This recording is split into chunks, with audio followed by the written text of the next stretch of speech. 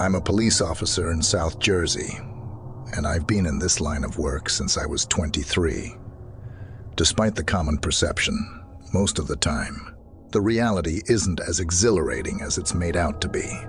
In my county, the majority of calls involve disturbances or occasional shoplifting incidents, with only a rare few more serious incidents occurring sporadically. Having worked various shifts, including the night shift, I've found that the nighttime tends to bring about some peculiar calls. There was this one particular night shift when things were unusually quiet. I was driving down a desolate road with no streetlights, flanked by woods on both sides. Unexpectedly, I noticed the gleam of taillights approaching from the right side of the road, situated on the grass side of the road, situated on the grass. As I got closer, I realized that the driver's side door was ajar. I maneuvered onto the grass, slowing down with the intention of offering assistance to the driver. A figure emerged from the car, stood by the open door for a moment, and then abruptly dashed into the nearby woods. Reacting swiftly, I reported the situation over the radio as a suspicious person or vehicle, and cautiously exited my vehicle with my flashlight in hand, and my hand resting on my holster. Given the circumstances, I had to remain prepared for the worst. As I reached the front of the abandoned car, I peered inside, half expecting to find someone else seated there. However, the car appeared empty, save for a putrid odor that seemed to emanate from within, reminiscent of a decaying animal. With my flashlight scanning the tree line, I called out to see if anyone required assistance from the woods. Yet, my queries went unanswered. The persistent silence was broken by distant footsteps among the trees, confirming my suspicion that someone was lurking there. Focusing my flashlight on the direction of the sound, I demanded that they reveal themselves. Straining my ears, I heard a deep voice from beyond the foliage. The words were indistinct, making it difficult for me to ascertain the individual's condition. Responding firmly, I repeated my question, asking if they were hurt. Despite my inquiries, no response followed. The situation didn't seem to align with someone in pain, and the fact that they'd retreated into the woods upon seeing a police car aroused further suspicion. Returning to the car, I requested backup, and in the meantime, my cruiser's lights were activated to aid incoming officers in locating me. When backup arrived, we conducted a thorough search of the woods, looking for any possible trails of blood or evidence. Unfortunately, our efforts yielded no results. There was no trace of blood leading away from the car, which cast doubt on whether the severed hand I'd discovered and the bloodied tissues were connected to the person who had fled into the woods. Eventually, the canine unit was called in for an extended search. Hours went by with relentless searching, yet the mysterious individual remained elusive. The stolen vehicle was impounded, having been reported missing by a nearby resident who was unaware of the thief's identity. Fingerprints were collected from the steering wheel, and DNA testing was conducted on the severed hand. However, neither yielded any matches in the database. To this day, the case remains unresolved. The identity of the driver and the origins of the severed hand remain shrouded in mystery, leaving us with more questions than answers.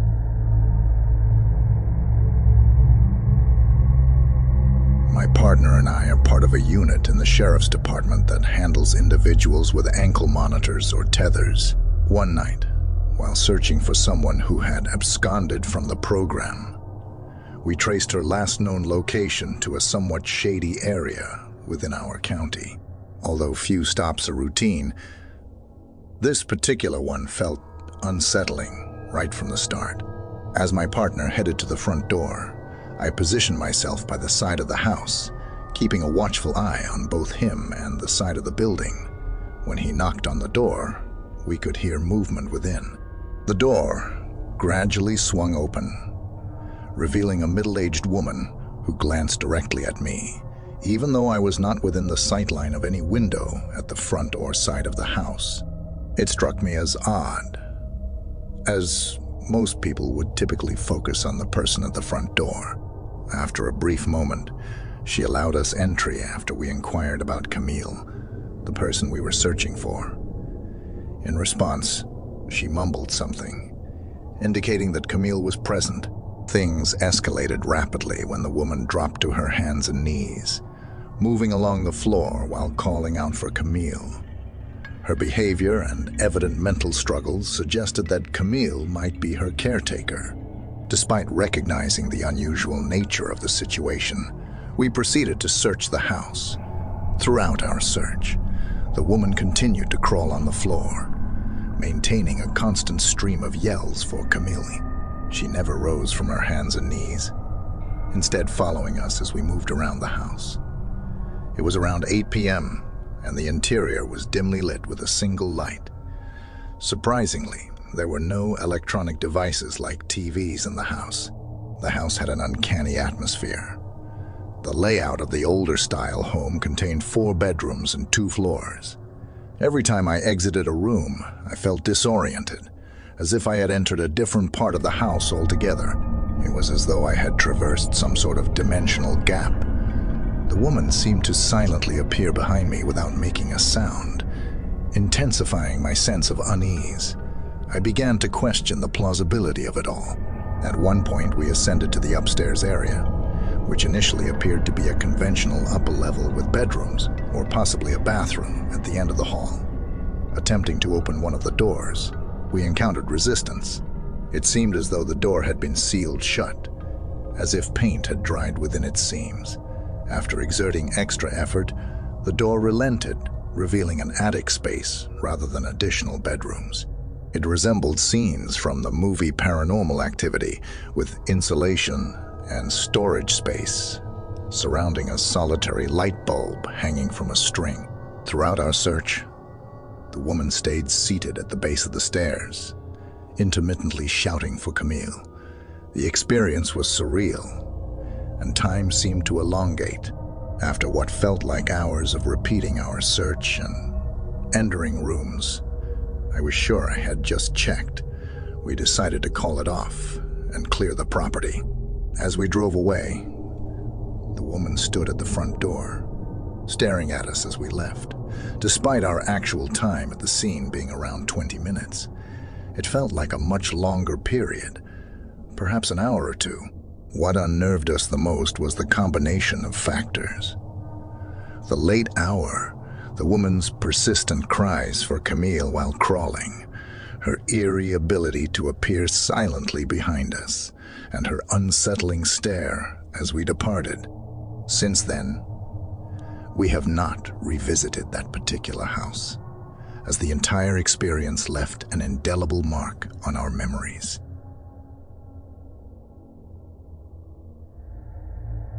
I once responded to a call concerning a potential break-in at the residence of a young woman who lived alone. She had reported her fear upon returning home to discover a broken window downstairs. Strangely, there appeared to be no missing items, and her search of the premises yielded no signs of an intruder. However, when she retired upstairs to bed, she became convinced she could hear faint footsteps downstairs. Unfortunately, her call was abruptly cut off, and she did not respond to any subsequent attempts at communication. Assigned to the case, I arrived at the small house and proceeded to knock on the front door. After a few minutes without a response, I knocked again and rang the doorbell. Failing to elicit any reaction, I resorted to louder knocking and ringing, but still, no one answered. Given the eerie silence, I decided to assess the situation further. Circumventing the house, I eventually came upon the shattered window, an entry point sizable enough for easy access. Inching my head into the darkness within, I declared my presence as a police officer, yet received no response, transmitting to dispatch that the house remained silent. Additional officers were en route. However, sensing potential danger, I resolved not to wait idly. I informed dispatch that I intended to enter through the window and proceeded to do so. Stepping over the shattered glass, I entered the kitchen, firearm at the ready. The sound of glass crunching beneath my boots accompanied my advance as I vocally identified myself as a police officer to anyone inside. The absence of footfalls propelled me to ascend the stairs, keeping in mind the woman's claim of hearing footsteps downstairs. My ascent was cautious, striking a balance between alertness and noise reduction. I announced my presence as I climbed, employing a measured approach. Reaching the top, I called out, "Ma'am, it's a police officer. Are you here?"